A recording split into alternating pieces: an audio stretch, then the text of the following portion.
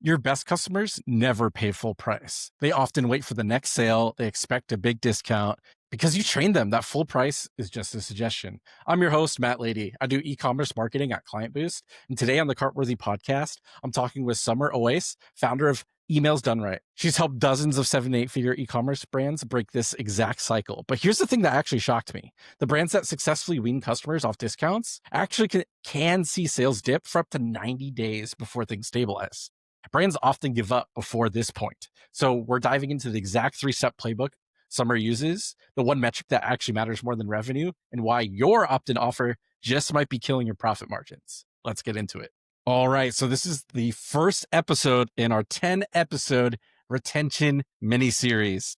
We are going after this quiz that Samara's made, and we're going to go question by question. We're going to go deep. We're going to get nitty gritty and get into the details of the question, the answers, and discuss why. So first up, we have a beauty brand. It's looking to increase its email sales and maximize profit margins. First problem, they've become known as a discount brand. Even their most loyal customers don't buy at full price because they know a discount is always just around the corner. Problem number 2, they're afraid of moving away from discounts, and this will adversely affect their sales. How would you help them stop offering discounts without affecting their current sales too much? 3 possible answers: change their opt-in offer, introduce bundles and upsell subscriptions, increase the price of the products, and save their discount for seasonal sales and promotions. How do we think about this?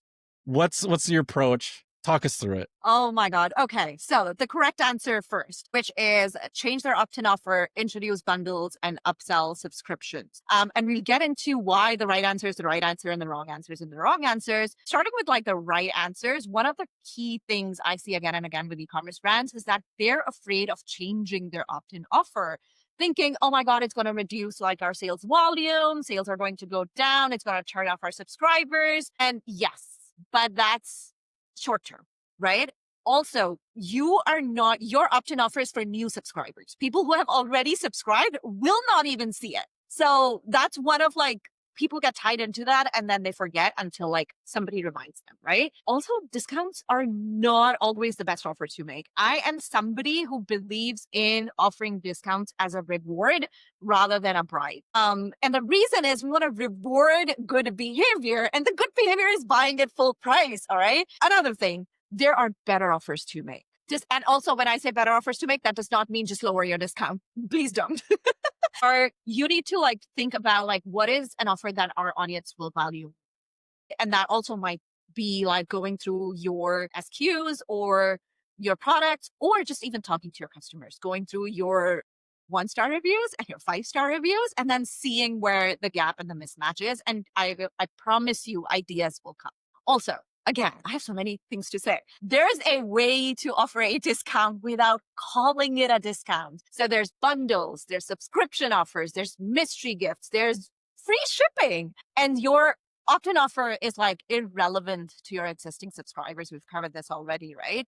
But it bears repeating. Your new subscribers will not know that you were known as a discount brand to your existing customers. So don't worry about that. It's a matter of like changing your perspective versus like your customers, because brands and founders and their teams are just so tied in to just really like the idea of like, well, everybody offers a 20% discount. What do you mean we should not offer it, right?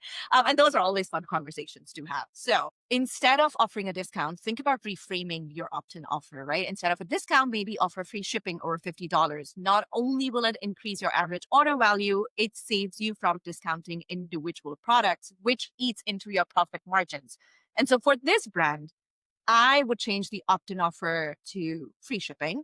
And of course, the caveat is that you should always try other types of opt-in offers too. And then you'll find, like, you have to kiss a few frogs to find the prince, right? Or find your winner. And then I focus on offering bundles to existing customers. And that's my way of offering a discount without offering a discount. It also increases your average order value, plus sets the stage for sending replenishment emails. Lastly, I would upsell subscriptions. Right. So anybody who's bought a bundle, like a subscription is like the perfect offer to make, right? Hey, you ordered this, loved it. You know what? You could get a bigger discount if you signed up for like a subscription, right? And you get like a X% discount if you offer a 3 month, if you want to make it like a little bit more complicated and sweeten the pot, or like slightly more if you opt for like the 6 month subscription or whatever, right? So first purchase, free shipping, second purchase, bundle, third purchase, subscription. So same ideas, but approached from different ways. And you get to see how you can build out a brand's entire lifecycle marketing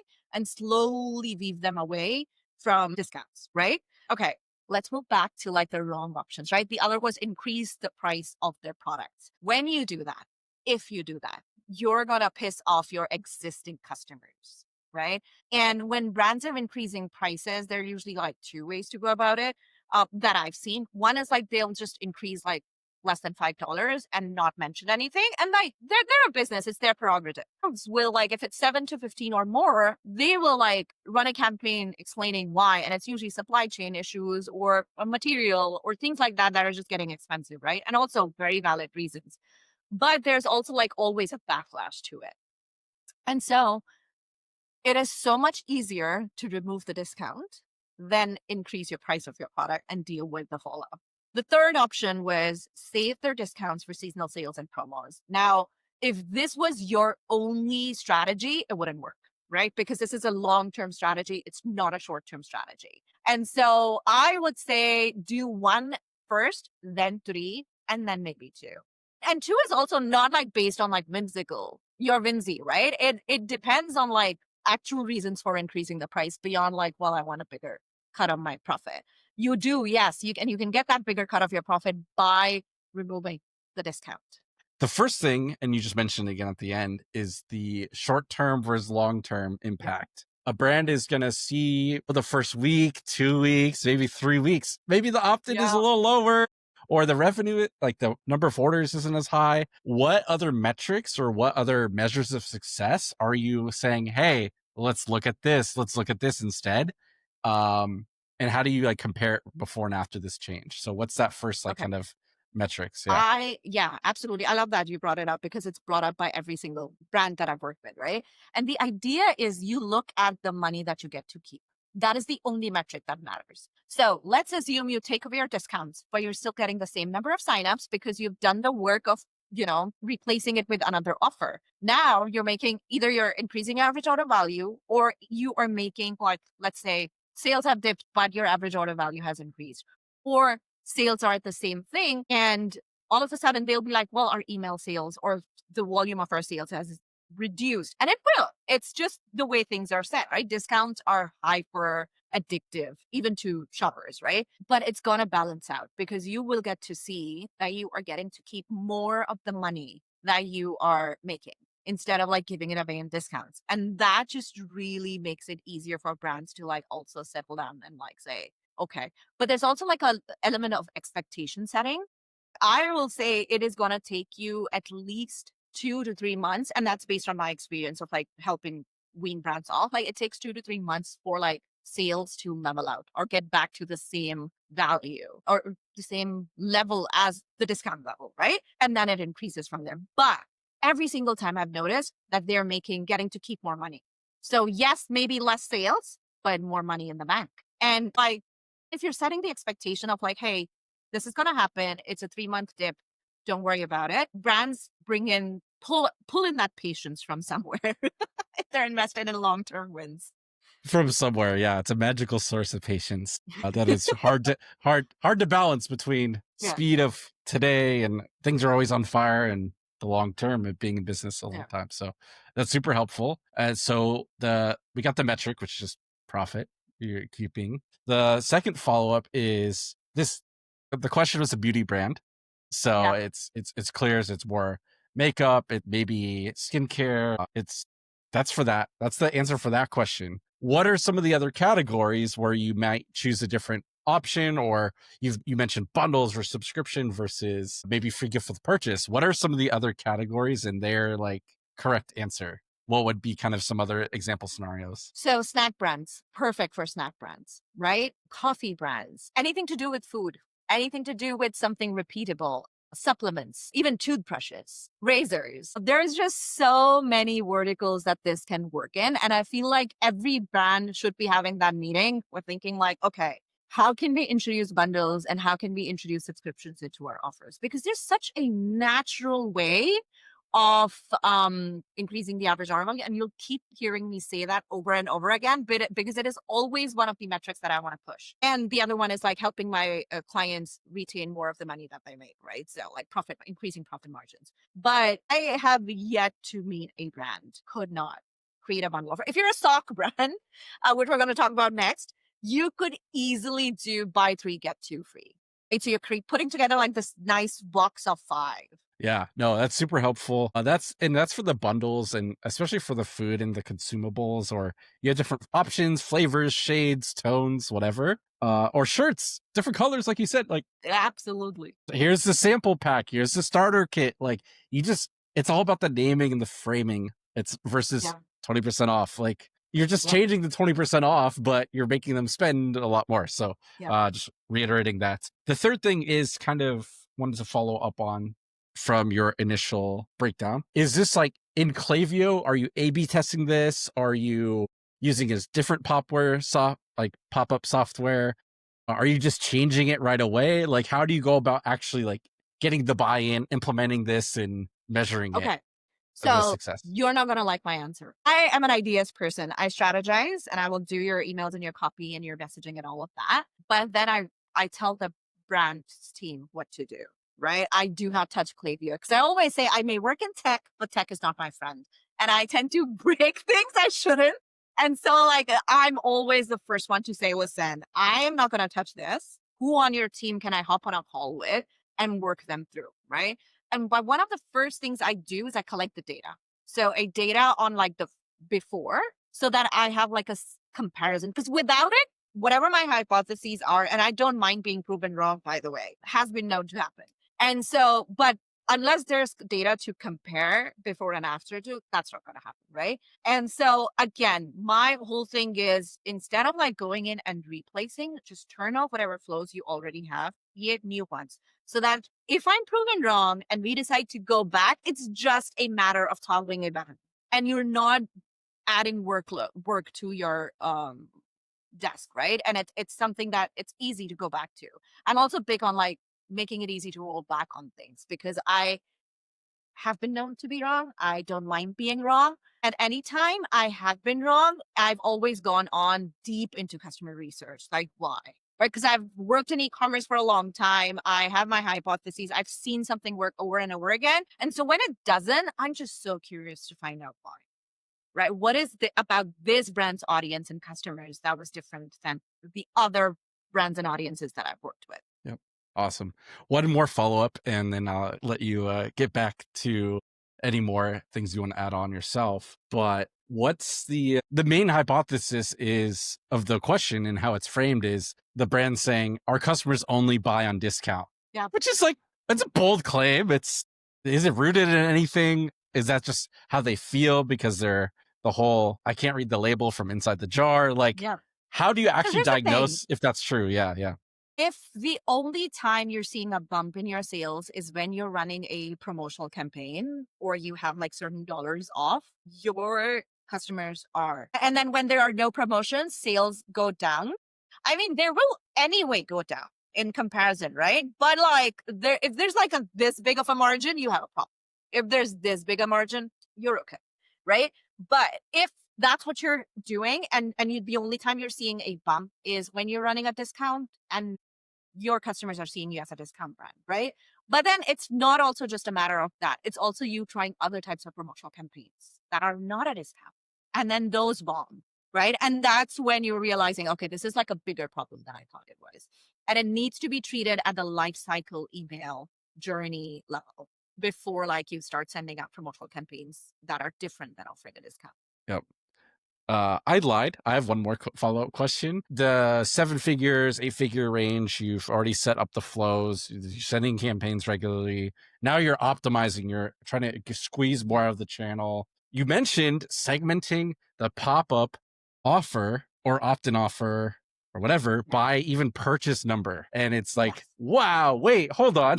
You can do that by segments and different audiences. So it's not just the intro of 20% off buy and then whatever. You're suggesting that brands should probably try to personalize and customize that journey between the first, second, and third purchases. Yes. So you need to have a strategy for it, right? Your second purchase shouldn't be the same thing as the first purchase. No, always be thinking about increasing the average order value. What can we upsell them? And then, like, how can we bring them back if they don't do all of these two, right? For the sake of time and conciseness, I just limit it to that. But then we have, like, how do we get them to the VIP level? How do we, like, how many months do they need to pass before we before they get tagged as like unengaged, and then we need to bring them back and like become on top of mind again for them, right?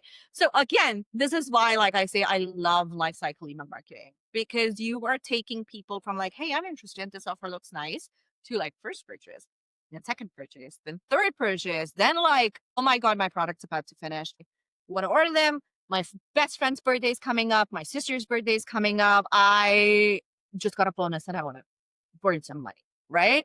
You need to be the feel good brand that they turn to. That needs to be the association, even if your product isn't feel good, even if your product isn't, superficial, for lack of a better word. Yeah, no, it makes total sense that you approach it that way, and you have more time, you have more resources, you have more data, you have the history to actually be able to start to optimize these things. Tiny little Yeah. thing to add, right? Yes, Because I please. know there's a question in listeners' minds saying, like, well, we have a product that you don't buy back often, like a water floss, right? And the brand came to me because I've been looking at water flosses these days. And I'm like, which one do I want? And when you buy it and it works, you don't need another for a very long time, right? And for what is your strategy for them? And my favorite strategy is you refer a referral system, right? You get them to refer somebody and you give them credit points, which they can use in their next purchase. And so there are all these heads that they can buy with those or use it in their next purchase. They can gift water flosses to somebody. You have like a buy two, get one, or like buy one, get for the next for half off. So you give one to your mom, you give one to your dad, and you're like a hero, right? And you like basically are spreading, doing the word of mouth, but also paying for it because they love your product so much. Yeah, no, that's a really, really good point to include.